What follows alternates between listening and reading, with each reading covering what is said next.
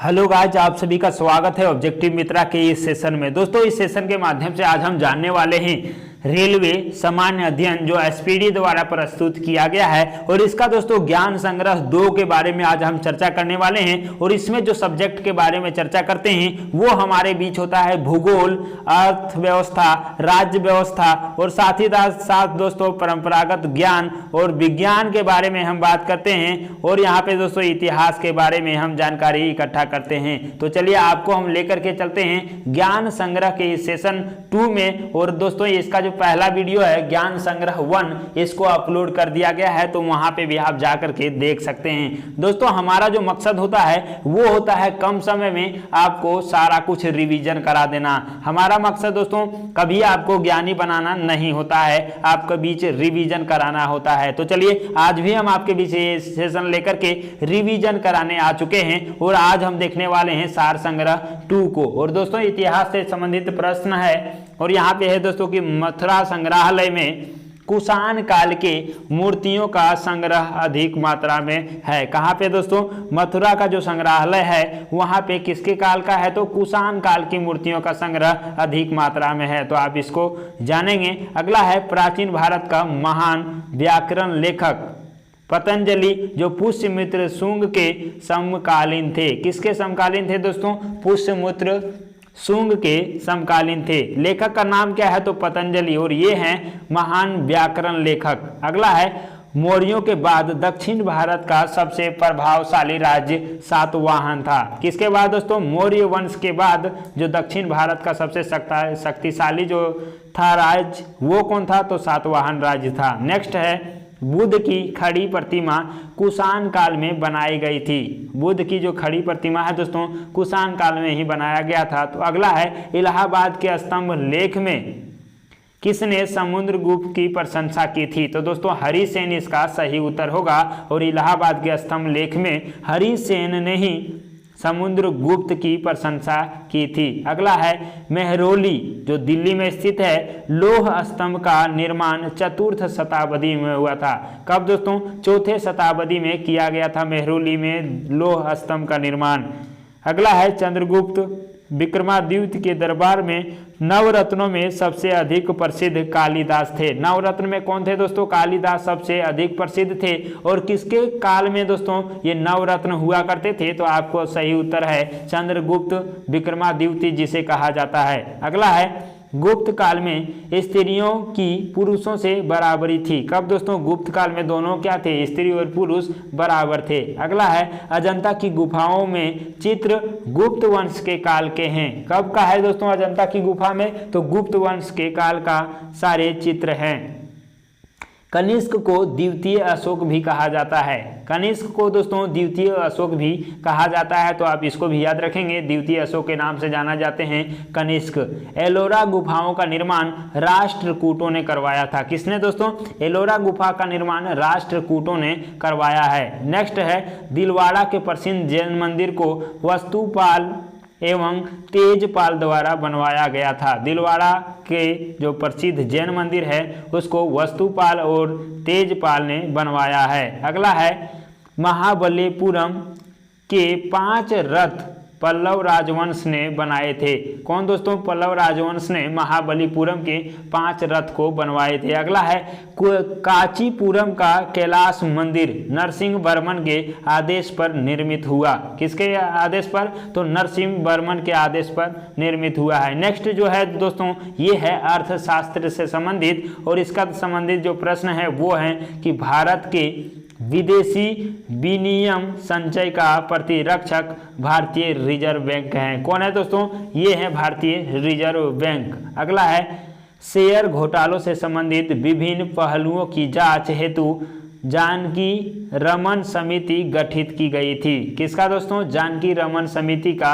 ये क्या करते थे? तो शेयर घोटालों से संबंधित जो भी है पहलू उसका जांच करते थे। अगला है विश्व व्यापार संगठन जिसको कहते हैं WTO और वर्ल्ड ट्रेड ऑर्गेनाइजेशन होता है, तो आप इसको ध्यान रखेंगे। और इसका जो गठन हुआ था दोस्तों कब हुआ था? तो 1995 में WTO का गठन हुआ था। विश्व व्यापार संगठन का गठन 1995 को हुआ था। अगला है भारत में अनवरत योजना 1978 से 1983 के अवधि के लिए बनाई गई थी। ये अनवरत योजना से संबंधित प्रश्न पूछा जा सकता है और इसको आप याद रखेंगे। 1978 से 1983 की अवधि के लिए बनाया गया था अनवरत योजना। नेक्स्ट है भारत की राष्ट्रीय आय में तृतीयक क्षेत्र का सर्वाधिक योगदान है। राष्ट्रीय आय जो है दोस्तों उसमें तृतीयक क्षेत्र जो सेवा क्षेत्र आते हैं उसका योगदान सबसे अधिक है। भारत में रत्न एवं आभूषणों के निर्यात में तरासे हुए हीरो का अंश सर्वाधिक है। किसका दोस्तों? तरासा हुआ जो हीरा है उसका ही अंश सर्वाधिक है। कपड़ा उद्योग भारत को अधिकतम रोजगार प्रदान करता है। सबसे ज्यादा रोजगार कहाँ से मिलता है? तो ये आपका सही उत्तर होगा, कपड़ा उद्योग से ही मिलता है। नेक्स्ट है चीन विश्व का वह प्रथम देश है जिसने अधिकाधिक रूप से परिवार नियोजन का कार्यक्रम को अपनाया है। किसका दोस्तों? परिवार नियोजन का कार्यक्रम को अपनाने वाला सबसे अधिक मात्रा में चीन है, तो आप इसको याद रखिएगा। नेक्स्ट है विश्व का सबसे महंगा शहर टोक्यो है। सबसे महंगा शहर कौन सा है दोस्तों? विश्व के बारे में बात कर रहा है तो टोक्यो आपका सही उत्तर होगा। भारत में पहली मानव विकास रिपोर्ट जिसे HDR भी कहा जाता है दोस्तों, ये जो है अप्रैल 2002 में जारी की गई थी। कब दोस्तों? 2002 में HDR मानव विकास रिपोर्ट जिसे कहते हैं ह्यूमन डेवलपमेंट रिपोर्ट, तो आप इसका भी फुल फॉर्म जान जाएंगे। ह्यूमन डेवलपमेंट रिपोर्ट इसका है और इसका जो स्थापना जारी किया गया था दोस्तों ये अप्रैल 2002 में किया गया था। अगला है राष्ट्रीय विकास परिषद का पदेन सचिव योजना आयोग के सचिव अर्थात प्रधानमंत्री ही होते हैं। और दोस्तों आपको बता दें कि ये योजना आयोग है, इसको बदल करके नीति आयोग कर दिया गया है। अगला है भारत में प्रगामी कर प्रणाली है। कौन सा दोस्तों? प्रगामी कर प्रणाली है, मतलब कर देने का जो है प्रणाली का नाम है प्रगामी कर प्रणाली। नेक्स्ट आपके बीच सब्जेक्ट है दोस्तों वो है भूगोल का और इसमें पूछा है कि ओजोन परत कहाँ पे अवस्थित होता है। और ओजोन परत दोस्तों समताप मंडल जिसको कहते हैं स्ट्रेटोस्फीयर, तो वहाँ पे ये स्थित होते हैं। अगला है दीर्घ रेडियो तरंगें पृथ्वी की आयन मंडल से परावर्तित होती है। कहाँ से दोस्तों? दीर्घ रेडियो तरंगें जो होते हैं वो आयन मंडल से जाकर के परावर्तित होते हैं। अगला है पृथ्वी के वायुमंडल का सर्वाधिक घनत्व किस परत पर होता है? तो आपका सही उत्तर होगा क्षोभ मंडल पर सबसे ज्यादा घनत्व होता है। नेक्स्ट है कि ध्रुवीय क्षेत्रों में चलने वाली अति प्रबल एवं बर्फीली पवनों को बर्फानी तूफान कहा जाता है, तो आप इसको याद रखेंगे। बर्फानी तूफान किसको कहा जाता है? तो ध्रुवीय क्षेत्र में चलने वाली अति प्रबल एवं बर्फीली पवनों को कहा जाता है। नेक्स्ट है दोस्तों व्यापारिक पवनें जिसे अपोष्ण उच्च दाब से चलती है। किस दाब से दोस्तों? व्यापारिक पवन जो होता है ये अपोष्ण उच्च दाब से चलती है। नेक्स्ट है थल समीर और समुद्र समीर बनने का कारण संवहन है। किसके कारण बनता है दोस्तों? थल समीर और ये समुद्र समीर, तो ये बनने का कारण है संवहन और इसी के कारण से बनता है। अगला है वायु का निम्नतम तापमान सूर्योदय के ठीक पूर्व अंकित किया जा सकता है। वायु का जो सबसे कम जो तापमान है दोस्तों सूर्योदय के ठीक पूर्व, मतलब उससे थोड़ा सा पहले हम अंकित कर सकते हैं सबसे न्यूनतम तापमान। नेक्स्ट है वेनेजुएला के घास के मैदान को क्या कहा जाता है? दोस्तों घास के मैदान जो वेनेजुएला का है उसको लानोज कहा जाता है, तो आप इसको ध्यान रखेंगे। नेक्स्ट है दक्षिण एशिया का सबसे बड़ा मरुस्थल कौन सा है? और थार मरुस्थल दक्षिण एशिया का सबसे बड़ा मरुस्थल है। अगला है 7 पहाड़ियों का नगर किसे कहा जाता है दोस्तों? तो वो रोम को कहा जाता है 7 पहाड़ियों का नगर। नेक्स्ट है विश्व की सबसे लंबी पर्वत श्रृंखला कौन सा है? तो एंडीज पर्वत श्रृंखला विश्व का सबसे लंबी पर्वत श्रृंखला है। अगला है दोस्तों विक्टोरिया, ये है क्या है दोस्तों? तो विक्टोरिया जलप्रपात कहाँ पे है? तो जम्बेजी नदी से संबंधित है। विक्टोरिया जलप्रपात जम्बेजी नदी से संबंधित है। पर्ल हार्बर संयुक्त राज्य अमेरिका का नौसैनिक अड्डा है। क्या है ये?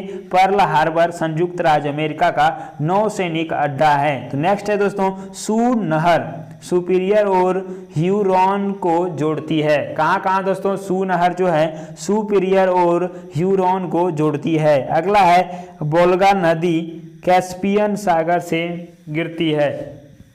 कहाँ पे दोस्तों, वोल्गा जो नदी है वो कैस्पियन सागर में गिरती है, तो आप इसको याद रखेंगे। नेक्स्ट है विज्ञान से संबंधित प्रश्न, और इसमें पूछ रहा है कि समुद्र की गहराई का पता करने में कौन से यंत्र का प्रयोग किया जाता है, और इसका सही उत्तर होगा फेदोमीटर का प्रयोग दोस्तों समुद्र की गहराई को मापने के लिए किया जाता है। अगला है अशुद्धि को मिलाने से द्रव का क्वथनांक बढ़ता है। यदि दोस्तों द्रव में हम अशुद्धि को मिलाते हैं तो उसका जो क्वथनांक है वो बढ़ जाता है। अगला है परमाणु संरचना नील्स बोर ने दिया था। किसने दिया है दोस्तों परमाणु संरचना, तो वो है नील्स बोर ने दिया है। अगला है ब्रोमीन एक तरल अधातु तथा पारा एक तरल धातु है। ब्रोमीन दोस्तों क्या है, तो ये हमारा है तरल अधातु, और पारा क्या है, तो ये तरल धातु हैं। अगला है प्लेटिनम धातु को सफेद सोना कहा जाता है। प्लेटिनम जो धातु है दोस्तों उसी को हम कहते हैं सफेद सोना। नेक्स्ट है लिथियम सबसे हल्का तथा ऑस्मियम सबसे भारी धातु है। इसको याद रखना आसान है दोस्तों, लिथियम क्या है सबसे हल्का और ऑस्मियम क्या है सबसे भारी धातु है। नेक्स्ट है पिटवा लोहा, लोहा का शुद्धतम रूप है। सबसे शुद्ध रूप क्या है लोहा का, तो पिटवा लोहा उसका शुद्धतम रूप है। इंद्रधनुष में 7 रंग होते हैं। कितने दोस्तों, इंद्रधनुष में टोटल 7 रंग होते हैं। प्राकृतिक गैस में मुख्य रूप से मीथेन होता है। प्राकृतिक गैस जिसे नेचुरल गैस भी कहा जाता है, तो नेचुरल गैस में दोस्तों ये होते हैं मुख्य रूप से मीथेन होते हैं। अगला है प्रथम परखनली शिशु का जन्म कब हुआ था, और ये दोस्तों 1978 में हुआ था। और कहाँ हुआ था दोस्तों, तो इंग्लैंड में हुआ था, तो ये भी आप ध्यान रखिएगा। अगला है पचे हुए भोजन का अवशोषण कहाँ पे होता है, तो छोटी आंत इसका सही उत्तर होगा। मानव शरीर में 20 प्रकार के अमीनो अम्ल पाए जाते हैं। कितने प्रकार के दोस्तों, तो 20 प्रकार के अमीनो अम्ल पाए जाते हैं, अमीनो एसिड पाए जाते हैं। नेक्स्ट है मनुष्य के सौंदर्य के अध्ययन को क्या कहा जाता है। मनुष्य का जो सौंदर्य है दोस्तों उसके अध्ययन को हम कहते हैं कैलोलॉजी। क्या कहते हैं दोस्तों, कैलोलॉजी कहते हैं। अगला है हिप्पोक्रेटस को चिकित्सा शास्त्र का जनक कहा जाता है। किसका दोस्तों, चिकित्सा शास्त्र का जनक हिप्पोक्रेटस को कहा जाता है। नेक्स्ट है प्रोटोजोआ एक कोशिकीय जीव हैं। कौन सा जीव है दोस्तों, तो प्रोटोजोआ एक कोशिकीय जीव हैं। अगला है गर्म करने पर जल का घनत्व नहीं बढ़ता है। दोस्तों आपको ध्यान रखना है कि गर्म यदि हम करेंगे तो उसका जल का घनत्व नहीं बढ़ेगा। नेक्स्ट है सोडियम की मिट्टी के तेल में रखा जाता है। सोडियम को कहाँ रखते हैं दोस्तों, मिट्टी के तेल में रखा जाता है। अगला है भारी जल जो है उसका अनुभार कितना होता है, तो भारी जल का अनुभार 20 होता है, तो आप इसे ध्यान रखेंगे। नेक्स्ट जो सब्जेक्ट हमारे बीच है वो है हमारा राज्य व्यवस्था से मतलब पॉलिटी से है, और इसमें पूछा है दोस्तों कि भारतीय संविधान किस प्रकार के हैं, तो लचीला है दोस्तों, अपरिवर्तनशील हैं। अगला है दल बदल विरोधी कानून संविधान के किस संविधान संशोधन के तहत पारित हुआ था। दोस्तों दल बदल जो है ये आप जानते हैं किस अनुसूची में है, तो 10वीं अनुसूची में। और कब दोस्तों, तो ये 52वें संविधान संशोधन 1985 के आधार पर पारित हुआ था। कब दोस्तों, 52वें संविधान संशोधन, और इसको 10वीं सूची में रखा गया है। नेक्स्ट है किसी भी विधेयक को धन विधेयक होने का अंतिम निर्णय लोकसभा के अध्यक्ष देता है, तो ये आप जानते ही हैं। अगला है राष्ट्रपति पर महाभियोग की प्रक्रिया को अमेरिका के संविधान से लिया गया है। राष्ट्रपति पर महाभियोग लगा सकते हैं, और ये कहाँ से लिया है, तो अमेरिका से लिया गया है, उसी के संविधान से शामिल किया गया है। अगला है राज्यसभा के द्विवार्षिक चुनावों की अधिघोषणा निर्वाचन आयोग जारी करता है। किसका दोस्तों, राज्यसभा का द्विवार्षिक चुनाव। जैसे आप जानते हैं कि प्रत्येक 2 वर्ष में 1/3 जो सदस्य हैं वो वहाँ पे सेवानिवृत्त होते हैं, तो उसका जो दोस्तों ये घोषणा करता है चुनाव का, वो कौन करता है, निर्वाचन आयोग जारी करता है। अगला है अनुच्छेद 51 के 1 में क्या चीज है, किसका वर्णन किया गया है, तो आप जानते हैं अनुच्छेद 51 के 1 में ही मौलिक कर्तव्यों का वर्णन किया गया है। अगला है दोस्तों 42वें संविधान संशोधन द्वारा यह निर्धारित किया गया है कि राष्ट्रपति मंत्रिपरिषद एवं प्रधानमंत्री के सलाह के अनुसार कार्य करेगा। तो आपका यहाँ से ये सही उत्तर होगा।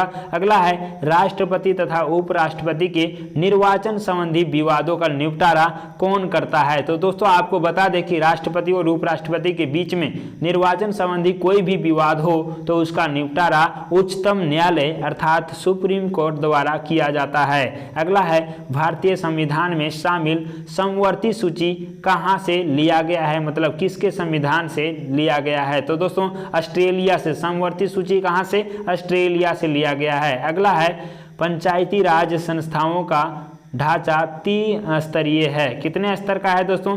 त्रिस्तरीय पंचायती राज व्यवस्था है।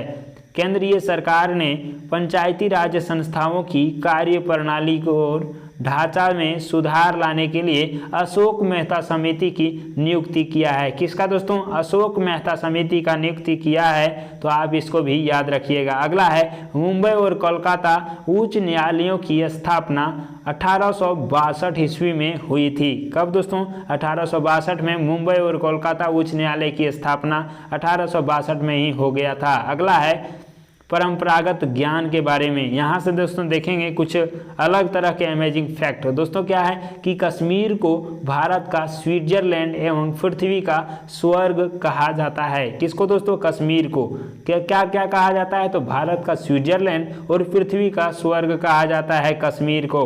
अगला है श्रीनगर को झीलों का शहर कहा जाता है। किसको दोस्तों? श्रीनगर को झीलों का शहर कहा जाता है। अगला है फूलों की घाटी उत्तराखंड राज्य में स्थित है। कश्मीर में भारत की सबसे बड़ी झील जो बुलर झील है, और दोस्तों ये बुलर झील मीठे जल की झील है, तो ये कश्मीर में ही स्थित है। अगला है गैंडा की रक्षा के लिए काजीरंगा अभ्यारण्य स्थापित किया गया है। किसका दोस्तों?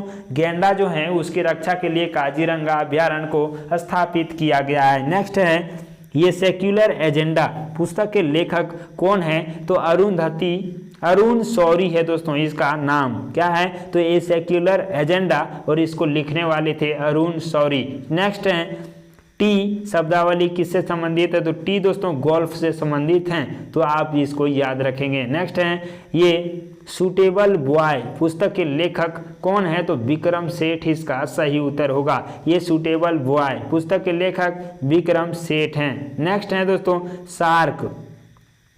सार्क दक्षिण एशियाई क्षेत्रीय सहयोग संगठन का मुख्यालय कहाँ है? तो सार्क का जो मुख्यालय है ये है काठमांडू। और आपको कमेंट में बता देना है कि सार्क में कुल कितने देश शामिल हैं। अगला है संयुक्त राष्ट्र संघ की महासभा का कार्यालय न्यूयॉर्क में अवस्थित है। संयुक्त राष्ट्र संघ की महासभा का जो कार्यालय है दोस्तों कहाँ पे है? तो न्यूयॉर्क में अवस्थित है। अगला है चकमा शरणार्थी का संबंध बांग्लादेश से है। किससे दोस्तों? चकमा ये शरणार्थी है और इसका संबंध है बांग्लादेश से। नेक्स्ट है आपके बीच एशिया का सबसे बड़ा फल प्रसंस्करण कारखाना कहाँ पे है? तो परवाणु में इसका स्थित है, तो इसको आप ध्यान रखेंगे। नेक्स्ट है जम्मू कश्मीर सेब के उत्पादन में अग्रणी राज्य है। मतलब दोस्तों सबसे ज़्यादा जो सेब का उत्पादन होता है वो जम्मू कश्मीर राज्य में होता है। नेक्स्ट है सरदार सरोवर परियोजना किस राज्य में अवस्थित है?